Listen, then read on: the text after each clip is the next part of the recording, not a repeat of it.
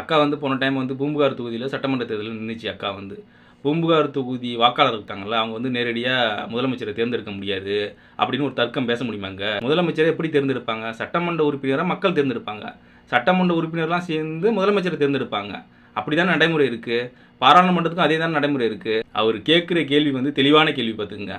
உங்களுடைய பிரதமர் வேட்பாளர் யாருன்னு கேட்குறாரு. நீ என்ன சொல்லணும்? இவங்கள ஆதரிப்பான், இல்லை அவங்கள ஆதரிப்பான், இல்லைன்னா நாங்கள் தேர்தல் முடிஞ்சதுக்கு பிறகு ஜெயித்த பிறகு மூன்றாவது அணி அமைக்க வாய்ப்பு இருந்தால் அமைப்போம் அப்படின்னு சொல்லணும். அக்கா நியாயமாக அப்படி தான் சொல்லணும்.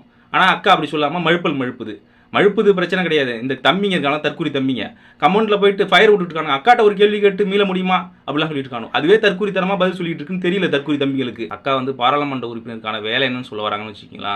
தொகுதிக்கான மேம்பாட்டு நிதி இருக்குல்ல, அதை வாங்கி இங்கே பள்ளிக்கூடம் கட்டி கொடுக்குறது, பேருந்து நிலையம் கட்டி கொடுக்குறது, சுடுகாடு கட்டி கொடுக்குறது, இந்த மாதிரியான பில்டிங்லாம் கட்டி தராங்கல்ல மேம்பாட்டு நிதியை வாங்கி, அந்த வேலை.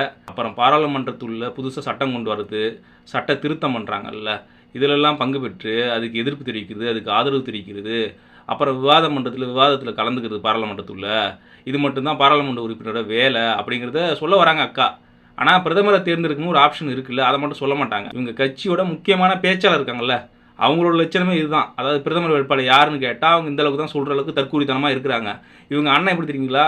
காங்கிரஸ் கூட்டணியை பார்த்து கேள்வி கேட்பார். என்னன்னா வந்து உங்களுக்கு பிரதமர் வேட்பாளர் யார், அப்புறம் கம்யூனிஸ்ட் கட்சி அங்கே ஏற்றுக்குமா, கேரளாவில் அங்கே மம்தா பானர்ஜி ஏற்றுப்பாங்களா அப்படிலாம் கேள்வி கேட்பார். இவர் சொல்லணும்ல, நான் ஜெயித்த பிறகு இவங்கள ஆதரிப்பேன், இல்லை அவங்கள ஆதரிப்பேன், இல்லை மூன்றாவது அணி அமைய வாய்ப்பு இருந்தால் நான் அவங்கள ஆதரிப்பேன், அவங்ககிட்ட கொள்கை ரீதியாக சில உடன்பாடு ஏற்பட்டால் அவங்கள ஆதரிப்பேன் அப்படின்னு இவர் சொல்லணும்ல. பொதுவில் இந்த கூட்டணி வைக்கிறதுலாம் தேச துரோக குற்றம் அப்படின்னு ஒரு கான்செப்ட் உருவாக்கிட்டாங்கல்ல, அதனால் அப்படி சொல்ல முடியாது. இவங்க லட்சணம் அதுதான். 40 நாடாளுமன்ற உறுப்பினர் இவங்க ஜெயிச்சிட்டாங்கன்னு வச்சுக்கோங்க, ஒரு வேலை என்ன செய்ய முடியும்? யாரோ ஒருத்தனுக்கு கூட கூட்டணி வச்சு அவங்க ஆதரிச்சு ஆகணும். அவனுக்கு கீழே தான் நம்ம செயல்பட்டு ஆகணும்.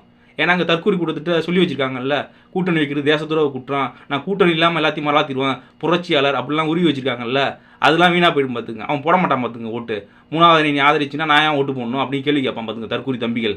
அவனுக்கு புரிதல் இல்லை. பாராளுமன்ற தேர்தலில் கூட்டணி வச்சு தான் அங்கே ஆட்சி அமைக்க முடியும், நம்ம 40 தொகுதி வச்சுக்கிட்டு அங்கே போய் ஆள முடியாது அப்படிங்கிற அறிவுலாம் அவனுக்கு கிடையாது.